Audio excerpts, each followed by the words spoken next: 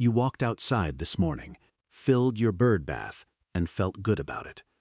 You're doing the right thing.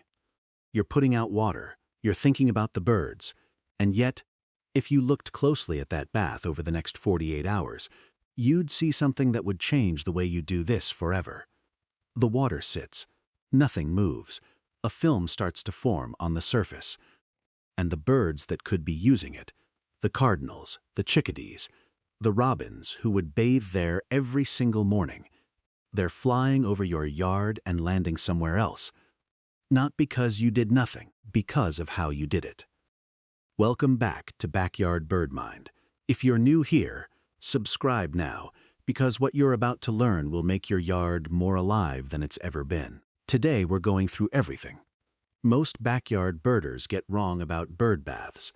Not the obvious stuff, not the things you've already read on a packaging label, but the real reasons your bath isn't working the way you think it is.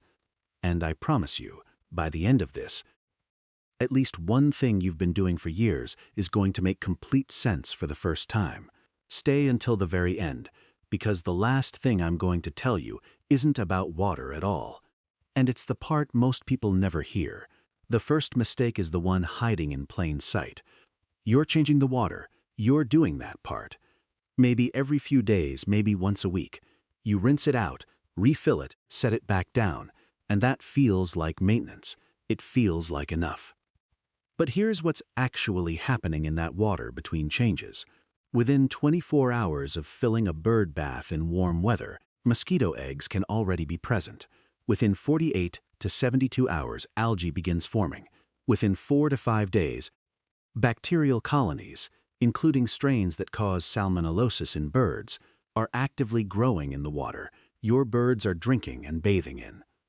The bath doesn't have to look dirty to be dangerous. It can look perfectly clear and still be compromised at the microbial level. The Cornell Lab of Ornithology recommends changing bird bath water every 1 to 2 days in warm weather. Not twice a week, every 1 to 2 days. Most people are changing it once a week and wondering why birds seem uninterested, or why the birds that do visit seem off, a little slow, a little fluffed up in weather that shouldn't require it. The fix isn't complicated. It's a habit reset.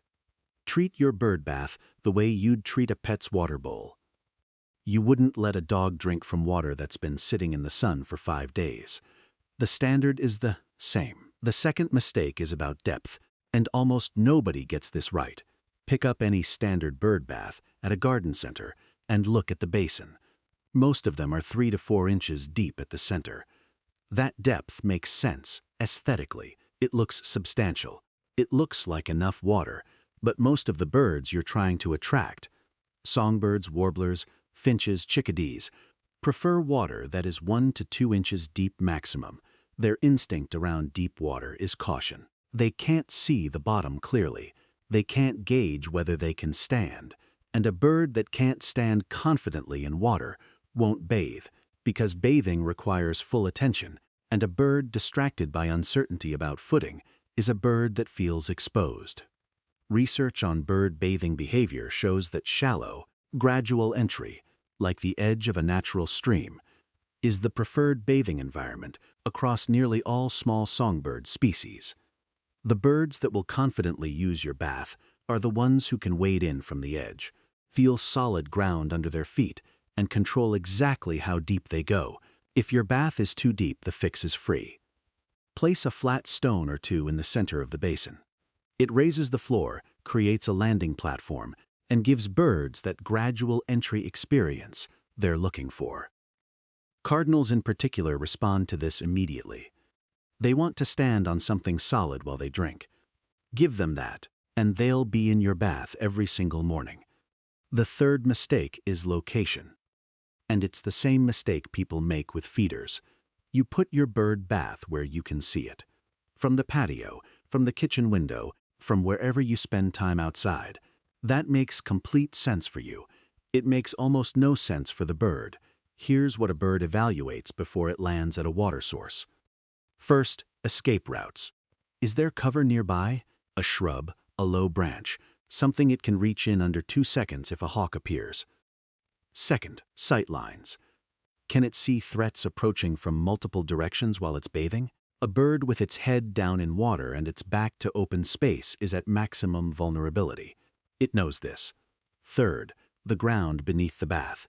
Is it open enough that a cat can't approach undetected? The ideal placement is within 10 to 15 feet of dense shrub cover, close enough for a quick escape, far enough that a predator can't crouch directly beneath it, not in the middle of an open lawn, not pressed against a fence with no sight lines, not under a tree where droppings contaminate the water within hours. Move your bath, even a few feet in the right direction, and you will see the difference within days. Birds don't announce their preferences. They just stop showing up to the places that make them feel unsafe and start showing up to the ones that don't. The fourth mistake is the one most people have never even considered. Your bird bath is silent. Think about how birds find water in nature.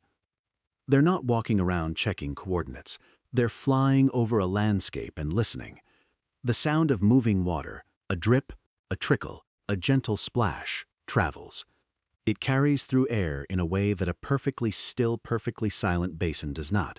A static bird bath is essentially invisible to a bird flying 10 feet overhead. There's no audio signal. There's no light catching moving water.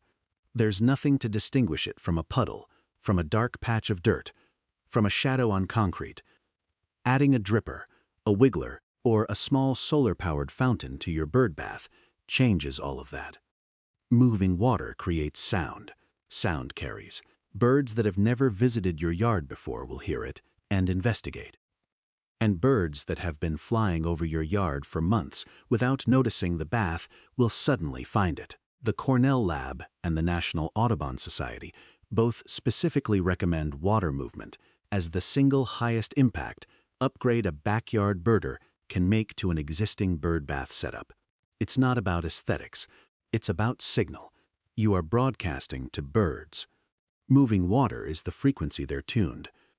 Cardinals respond to this faster than almost any other species. Within the first week of adding a dripper to an existing bath, backyard birders consistently report a noticeable increase in cardinal visits. Birds who had been using the yard for months but had never touched the bath before. The fifth mistake is about what's underneath the bath, and it matters more than you'd think. Most bird baths sit on a pedestal or on the ground on whatever surface is already there. Concrete, pavers, bare dirt, mulch. It doesn't seem like a significant variable, but here's what birds see when they look down from a perch before approaching your bath. Open, pale-colored ground beneath a bath makes approaching birds visible from above. To hawks, birds know this. Dark mulch, low ground cover plants, or natural-looking surfaces around the base of a bird bath make the approach feel less exposed. It's not about camouflage for the bird. It's about breaking up the visual pattern that would make a hawk's job easy. This is a small thing. But in bird behavior research, it consistently shows up as a variable in whether birds will approach a water source repeatedly or only in desperation. You want your bath to be a place they choose casually in the middle of the morning, without urgency. That comfort level is built through dozens of small environmental signals. And what's beneath the bath is one of them. The sixth mistake is about winter, and most people abandon their birds exactly when they need help the most. In late fall, a lot of backyard birders put the bird bath away. It's cold. It might freeze. It seems like birds don't need it the same way. This is the opposite of the truth. In winter, natural water sources freeze. Streams ice over. Puddles disappear.